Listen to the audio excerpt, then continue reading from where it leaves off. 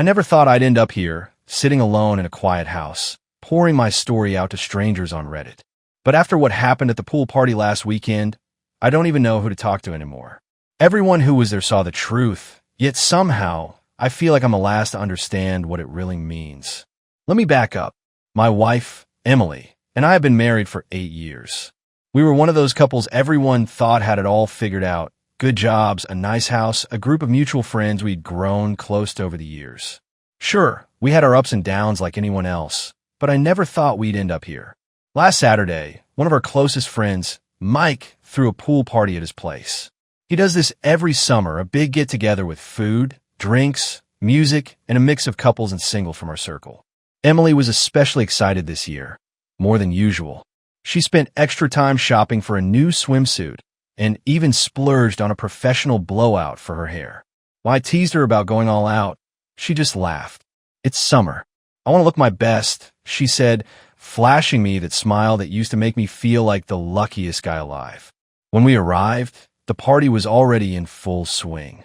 Music blared from the speakers, and the smell of barbecue filled the air. Emily grabbed a margarita from the drink table and immediately started making rounds, chatting with everyone. She was in her element, laughing and joking like she didn't have a care in the world.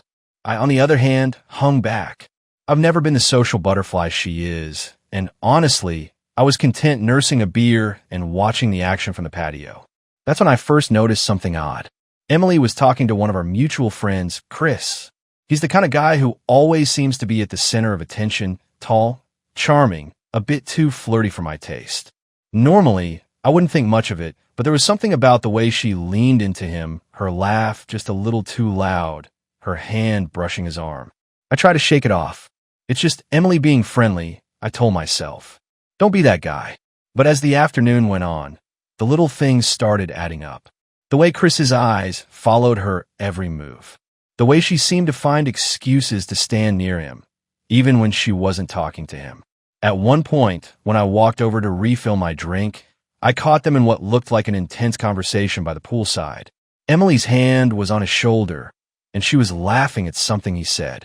"Hey, babe," I said, trying to keep my tone light. She turned to me, her smile faltering for a split second before she recovered. "Hey, honey, just talking to Chris about his new job.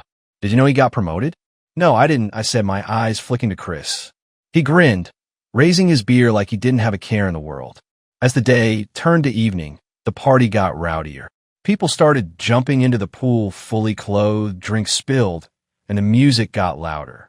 Emily was having the time of her life, dancing with the other wives near the pool, her margarita sloshing in her hand.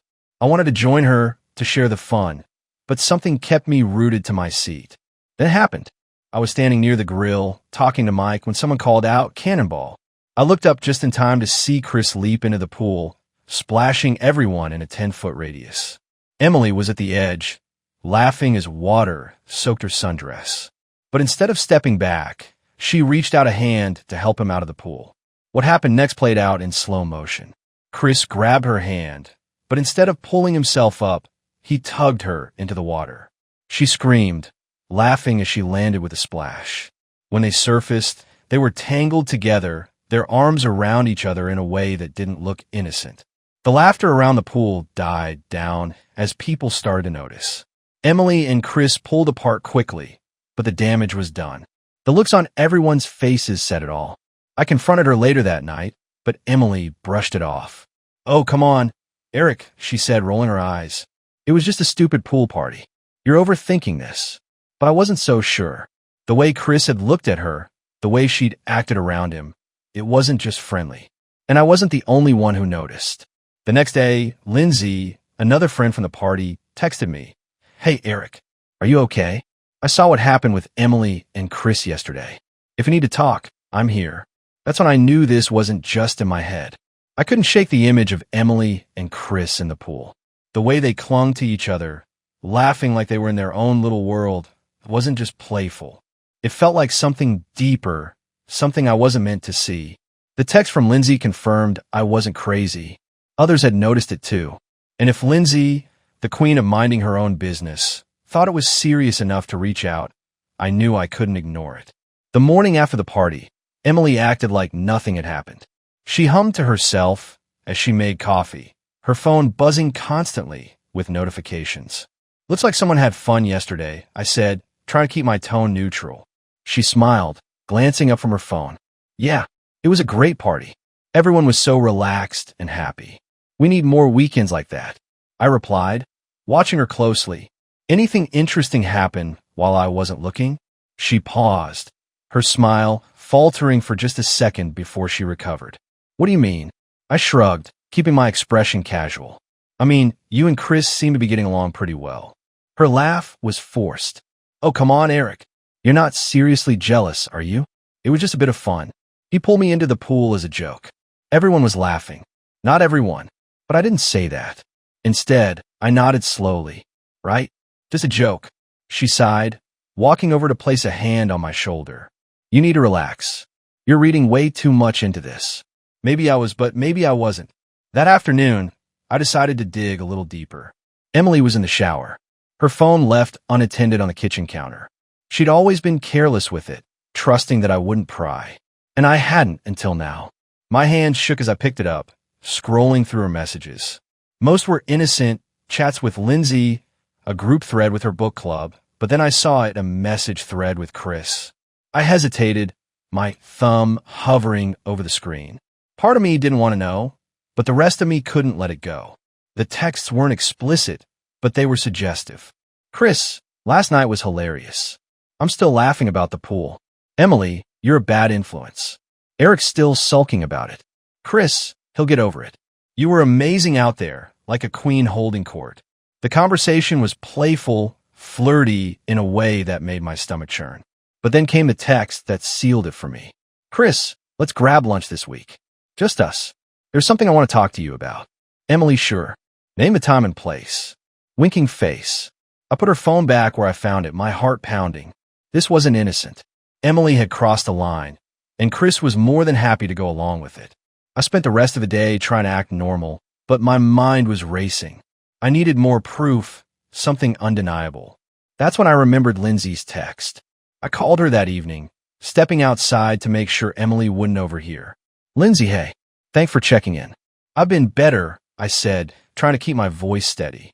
"I figured," she replied, her tone cautious. "Look, Eric, I wasn't sure if I should say anything, but the way Emily and Chris were acting at the party wasn't just me, you know? Everyone noticed." "Everyone?" I asked, my stomach twisting. "Yeah," she admitted. Even Mike pulled me aside and said it looked weird, like way too close for comfort. I clenched my jaw, the anger bubbling just beneath the surface. "Did she say anything to you about Chris?" There was a pause. "Not outright, but a couple of weeks ago, she mentioned him more than usual. She said they've been texting a lot, something about work stuff, but now I'm not so sure." After the call, I sat in the dark for a long time, replaying everything in my mind. The text, the pool party, Lindsay's suspicions, it all pointed to the same conclusion. But I needed more than whispers and gut feelings. If Emily was cheating, I wanted undeniable proof. The next morning, I made a call to a private investigator I'd found online. His name was Ray, and he had the kind of gruff, no-nonsense voice that instantly put me at ease. "I need to know if my wife is having an affair," I said bluntly. Ray didn't miss a beat. "You got any leads?" "Yeah," I replied. "His name's Chris. He's a friend of ours. They've been texting, meeting up, and there was an incident at a party." "Got it," Ray said. "Give me their schedules, any info you have, and I'll take it from there." That night, Emily came to bed late, her face lit up by her phone as she scrolled through her messages. I pretended to be asleep, my back turned to her. But inside, I was wide awake, my mind racing. Whatever she thought she was getting away with, she wouldn't be for long. Ray worked quickly. Within 2 days, he had all the pieces in motion, tracking Emily's movements, monitoring her messages, and even keeping tabs on Chris. I felt a mix of dread and anticipation every time my phone buzzed with an update from him. On Wednesday, Ray called me. "You're going to want to sit down for this," he said. "What did you find?" I asked, my throat dry. "She met up with Chris today. Lunch at that bistro downtown, Grayson's. It wasn't just a casual meal, Eric. I've got photos." I took a deep breath. "Send them." When the images came through, I couldn't believe my eyes. Emily and Chris were seated at a small, intimate table near the window. She was leaning forward, her hand brushing his as they laughed. In another shot, he was holding her hand across the table, his thumb stroking her palm. The final photo was the worst. As they left the restaurant, Chris leaned down, whispering something in her ear. She smiled, a smile I hadn't seen in years, and placed her hand on his chest. It wasn't innocent. It wasn't friendly. It was unmistakable. That night, I couldn't even look at her. Emily came home cheerful, dropping her purse on the counter like nothing was wrong. "Hey," she said, pouring herself a glass of wine. "Long day." "Yeah," I replied, keeping my tone neutral. She sipped her wine, glancing at her phone. "Lindsay texted me earlier. She wants to plan another get-together. Maybe a smaller one this time, just a few of us." My stomach twisted at the mention of Lindsay. I wondered if Emily had any idea how much Lindsay knew, or how much I knew. "Sounds fun," I said, forcing a smile. The next morning, Ray called again. "You free tonight?" "Why?" "Emily's meeting Chris again, this time in a hotel. The Grand Plaza, room 204. I thought you'd want to see this one for yourself." My chest tightened. "Are you sure?"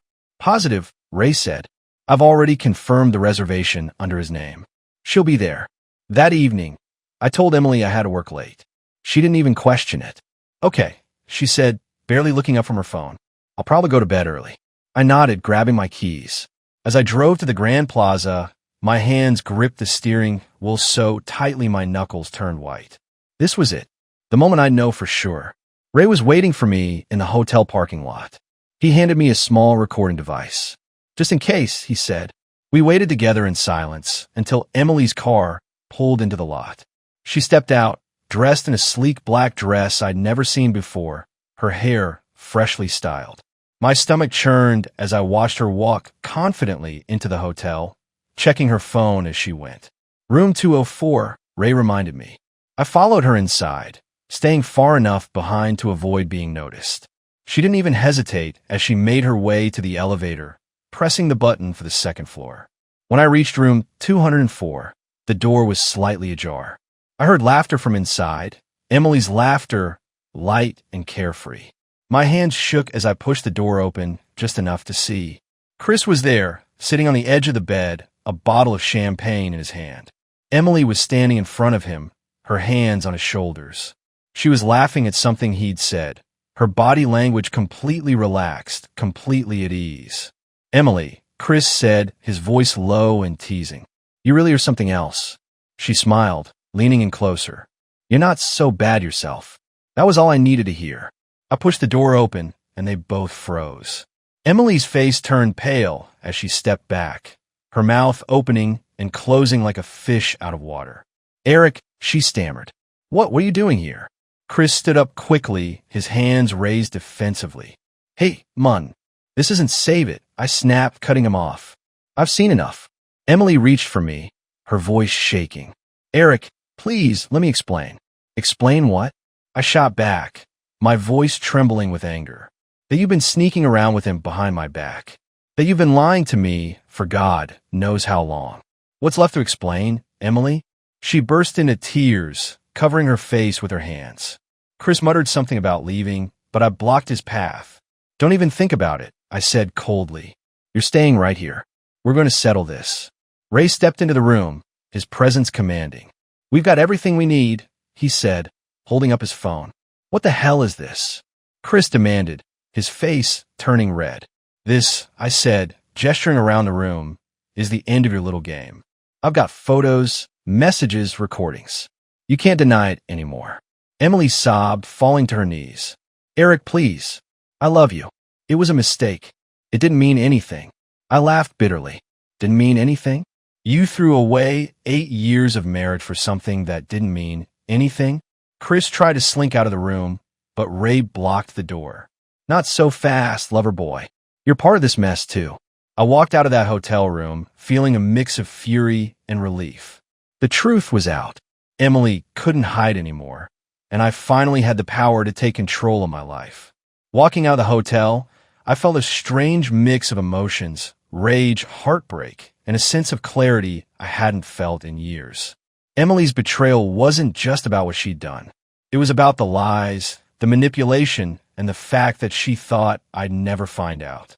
But now, the curtain was pulled back, and there was no going back to the way things were. I didn't go home right away. Instead, I drove around aimlessly, letting the cool night air wash over me. My phone buzzed repeatedly, texts and missed calls from Emily, but I ignored them. I wasn't ready to hear her excuses, and honestly, I wasn't sure I ever would be. By the time I got home, it was nearly midnight. Emily was sitting on the couch, her face streaked with tears. She stood up the moment I walked in, wringing her hands nervously. "Eric, please," she started, her voice breaking. "Let me explain." I held up a hand, cutting her off. "Don't. Just don't." She followed me as I walked into the kitchen, her words tumbling out in a frantic rush. It didn't mean anything. I was stupid. Okay, I got caught up in the attention, and I made a mistake. But I love you, Eric. I never stopped loving you. I spun around to face her, my anger boiling over. "Love? Don't you dare say you love me, Emily. If you loved me, you wouldn't have lied to my face. You wouldn't have sneaked around with Chris, meeting him at hotels, and God knows where else." Tears streamed down her face as she reached for me, but I stepped back, keeping a distance between us. "Do you even realize what you've done?" I asked, my voice trembling. "You humiliated me, Emily. At the party, in front of our friends. Everyone saw it. They knew before I did." She sobbed, covering her face with her hands. "I know I messed up, but I swear it's over. It was a mistake, a stupid, meaningless mistake." I shook my head, letting out a bitter laugh. "It wasn't meaningless, Emily. It meant enough for you to risk everything we built together. And for what? For him?" We stood in silence for a moment, the weight of the situation hanging heavy in the air. Finally, I took a deep breath and spoke. "Here's what's going to happen. Tomorrow, I'm filing for divorce." Her head snapped up, her eyes wide with panic. "No, Eric, please don't do this. We can work through this. We can go to counseling, whatever it takes. Just give me a chance to fix this." "There's nothing to fix," I said coldly. "You made your choice, Emily. Now I'm making mine." I spent the next day putting my plan into action. First, I contacted a lawyer to begin the divorce proceedings. I made sure to include every piece of evidence Ray had gathered, the photos, the texts, the recordings. There would be no denying what she'd done. Next, I reached out to Mike, the friend who'd hosted the pool party. I needed to clear the air to make sure everyone knew the truth from me and not through whispers and rumors. "Mike, it's Eric," I said when he picked up. "Hey, man," he replied cautiously. "How are you holding up?" "Not great," I admitted. "I'm sure you heard what happened." There was a pause. "Yeah, people were talking after the party." "I'm sorry, Eric. You didn't deserve that." "Thanks," I said. "I just wanted to let you know that I'm ending things with Emily. I'm not going to let her drag me down with her." Mike sighed. "You're doing the right thing. If you need anything, just let me know." That evening, I started packing Emily's things. She hovered nearby, watching with a mixture of sadness and desperation. "Eric, please," she begged. "Don't do this. I'll do anything. Just tell me what I need to do to make this right." "You can't make this right," I said without looking at her. "It's done." She broke down, sinking to the floor as I carried her boxes to the door. But her tears didn't move me. All I could think about was the image of her and Chris at the hotel, laughing and touching like I didn't even exist. As I was packing the last of her things, my phone buzzed with a text. It was from Ray. "FYI, Chris's wife knows everything. She kicked him out this morning." I smirked, feeling a small sense of satisfaction. Emily and Chris had ruined their lives for each other, and now they had nothing to show for it. When I told her about the text, her face fell. "He's out," she whispered, almost to herself. "Yeah," I said flatly, "but don't even think about running to him. He's just as much of a mess as you are now." She didn't respond, just stared at the floor, the reality of her situation sinking in. That night, I locked the door behind her for the last time. The house felt empty, but not in a bad way. It felt peaceful, like I could finally breathe again. Emily and Chris had betrayed me, but they hadn't broken me. I was still standing, still moving forward, and I knew that no matter how hard it got, I'd come out of this stronger than ever. The days following Emily's departure were a mix of relief and disbelief. I'd gone from a man with a seemingly happy marriage to someone picking up the pieces of a life that had been shattered in front of a crowd. But as much as it hurt, I also felt lighter. The weight of her lies, her betrayal, and the constant feeling that something was off, it was all gone. For the first time in years, I could breathe. Emily tried to reach out a few times.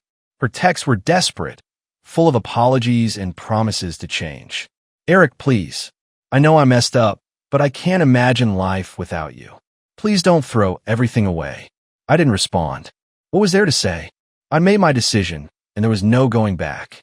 Chris, on the other hand, seemed to vanish completely. I heard through the grapevine that his wife had kicked him out and was already moving forward with divorce proceedings. Apparently, she wasn't as forgiving as Emily had hoped I'd be. One afternoon, I decided to catch up with Lindsay. She'd been one of the few people to check in on me after everything went down, and I felt like I owed her some gratitude. We met at a small coffee shop, and as soon as I walked in, she gave me a hug. "How are you holding up?" she asked, her voice full of genuine concern. "Better than I thought I'd be," I admitted, sitting across from her. "It's been a lot, but I'm glad I know the truth now." She nodded, stirring her coffee. "I'm sorry it came to this, Eric. I wish I'd said something sooner." "It's not your fault," I said. "You didn't owe me anything. Emily did." She sighed, shaking her head. "I just don't understand how she let it get this far. You're a great guy, Eric. You didn't deserve any of this." Her words were kind, but they also stung. For years, I'd thought I was enough for Emily. Clearly, I wasn't. As the weeks turned into months, I focused on rebuilding my life. I threw myself into my work, reconnected with old friends, and even started hitting the gym again. It wasn't about revenge or proving anything to anyone. It was about finding myself again. One day, while scrolling through social media, I saw a post from Mike.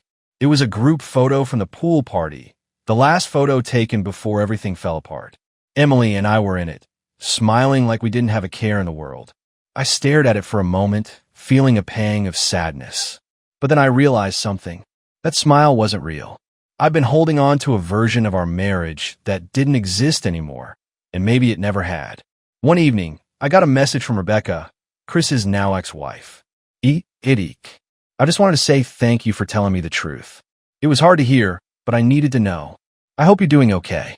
I replied, keeping it brief. I'm glad you're moving forward. I wish you the best. Her message reminded me that I wasn't alone in this. Betrayal wasn't a reflection of my worth. It was a reflection of Emily and Chris's choices. A few months later, I bumped into Lindsay again, this time at a mutual friend's party. She looked different, happier, freer. We ended up talking most of the night, sharing stories and laughing like old friends. At one point, she touched my arm and said, "You seem lighter now, Eric. Like you finally let go." I smiled, realizing she was right. The pain of Emily's betrayal hadn't disappeared completely, but it no longer defined me. As the night went on, I found myself wondering if this was the start of something new. Emily's betrayal had been a wake-up call, a painful, humiliating lesson about trust, love, and self-worth. But in the end, it set me free. She and Chris had made their choices, and now they were paying the price. Meanwhile, I was moving forward, stronger and more self-assured than I'd ever been. And as I sat there at the party, laughing with friends and feeling a sense of belonging I hadn't felt in years, I realized something. The best revenge isn't making someone else miserable. It's finding happiness again,